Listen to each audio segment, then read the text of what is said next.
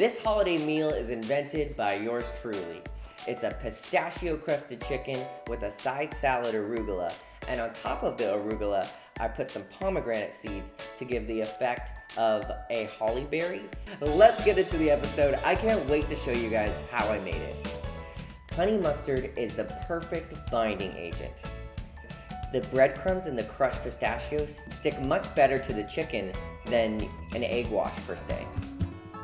Once I have these babies coated in breadcrumbs and crushed pistachios, we're gonna cook our chicken for about 25 to 30 minutes on 400 degrees. 15 minutes into cooking, I'm gonna take my chicken out and I'll coat the top layer of it with a little bit of olive oil to give it a nice shimmer effect. Lastly, place some foil on top of it, and then we're gonna let it cook for another 15 minutes.